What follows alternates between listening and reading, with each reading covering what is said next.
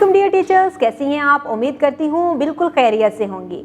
आज आपने क्लास में बच्चे को शीन से शुरू होने वाले बहुत से नए अल्फाज की कहानी सुनाई है। कहानी सुनाते हुए आपने गौर करना है कि क्या सारे बच्चे आपकी तरफ मुतवज्जो हैं।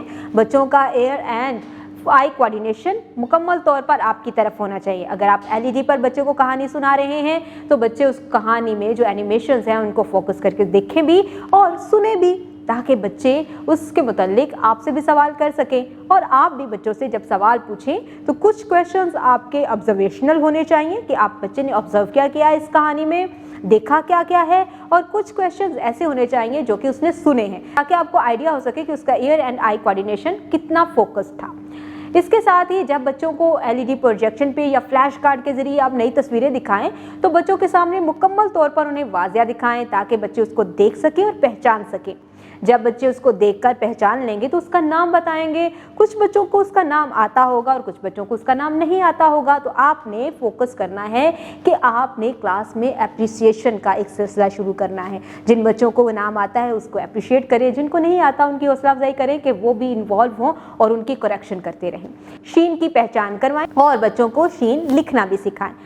इसके साथ ही स्टीम एक्टिविटीज़ करवाते हुए आपने तवज्जो देनी है कि बच्चे कौन कौन सी एक्टिविटीज़ में ज़्यादा इंटरेस्ट डेवलप कर रहे हैं और कौन सी एक्टिविटीज़ कौन से बच्चे अच्छे तरीके से परफॉर्म करते हैं। इस तरह से आपको पता चल जाएगा कि साइंस से रिलेटेड एक्टिविटीज़ में कौन से बच्चे इन्वॉल्व होते हैं। वो बच्चे साइंस को पसंद करते हैं और साइंस के जो ऑब्जर्वेशन है, एक्सपेरिमेंट्स हैं, उनमें वो इन्वॉल्व होते हैं। इसी तरह से टेक्नोलॉजी, इंजीनियरिंग और मैथ के मतलब भी आपने फोकस करना है कि कौन कौन से बच्चे कौन कौन सी एक्टिविटीज़ को बेहतर तरीके से परफॉर्म कर सकते हैं। बच्चों को क्लास वर्क जब करवा रहे हो तो फॉर्मेशन के ऊपर फोकस करें, ताकि बच्चे की फॉर्मेशन बेहतर हो।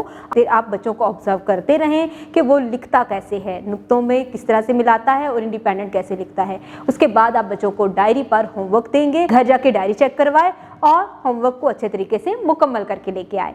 उम्मीद करती हूँ आपने आज की इस वीडियो से बहुत कुछ सीखा होगा। मज़ीद सीखने और जानने के लिए हमारे साथ रहिएगा। मिलते हैं अगली वीडियो में, तब तक के लिए अल्लाह हाफिज़।